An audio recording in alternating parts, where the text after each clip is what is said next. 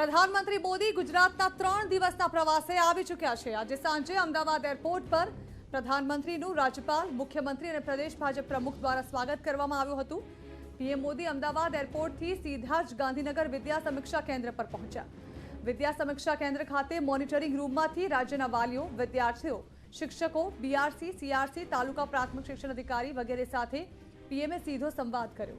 त्यारबाद हवे 19 एप्रिलना रोज सवारे लगभग 9:40 कलाके तेओ बनासकांठाना दियोदर खाते बनास डेरी संकुलमां एक कार्यक्रम दरमियान विकासनी बहुविध परियोजनाओं राष्ट्रने अर्पण करशे अने शिलान्यास करशे।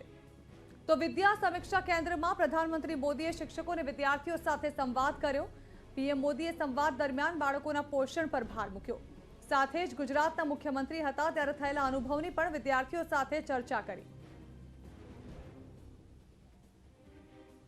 जो नई पीढ़ी है उनके लिए तो टेक्नोलॉजी जरा सरल होती है।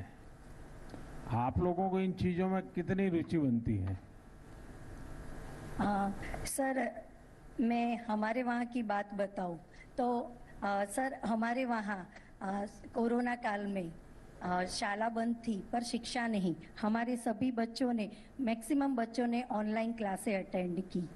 मैं बहुत साल पहले कनाडा गया था,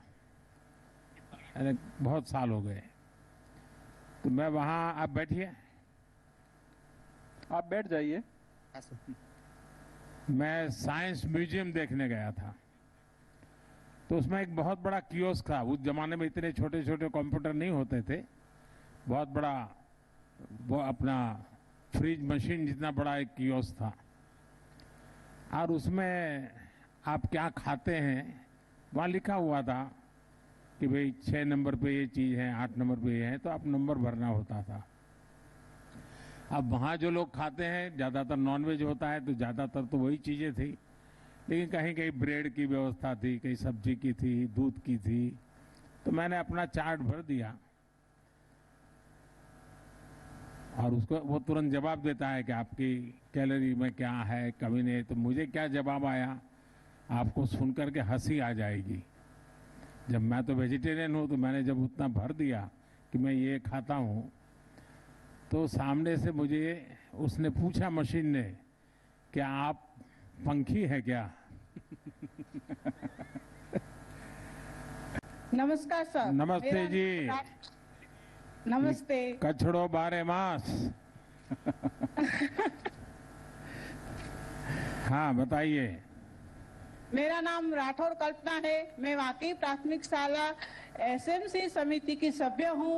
मैंने 12वीं तक का अभ्यास किया है।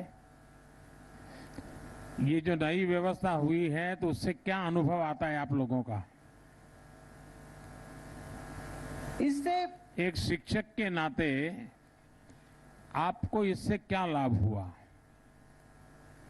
और आपको इस व्यवस्था के कारण हमारे बच्चों को ऑनलाइन शिक्षा दिया गया है, और जो यूनिट टेस्ट लेते हैं उसका रिपोर्ट भी हमको देते हैं।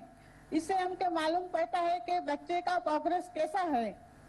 जब मैं गुजरात में था तो मेरे सामने एक विषय आया था कि कच्छ में जो टीचर हैं वो ज्यादातर मेहसाना जिले के हैं।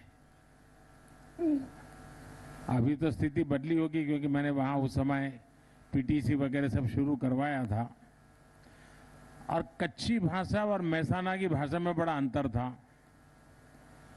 और इसलिए अगर मेहसाना का टीचर कच्छ में पढ़ाता है तो कच्छी बच्चे को समझ नहीं आता है, क्योंकि थोड़ा अंतर है भाषा में। तो अभी भी पूजा भाई वो समस्या है कि ठीक ठाक हुआ है? कुछ ठीक ठाक हो गया है। नहीं, कच्छी में पढ़ाते हैं सब? नहीं समझाते हैं तो कच्छी में तो समझाना ही पड़ता होगा। यस हैं, क्योंकि घर में कच्छी बोलते हैं आप लोग। यस, समझाते हैं। नहीं, फिर गुजराती का मार्ग यहाँ ले लेते हैं, तो वो कैसे होता है? पढ़ाई के द्वारा गुजराती में समझाते हैं और कच्छी में भी समझाते हैं।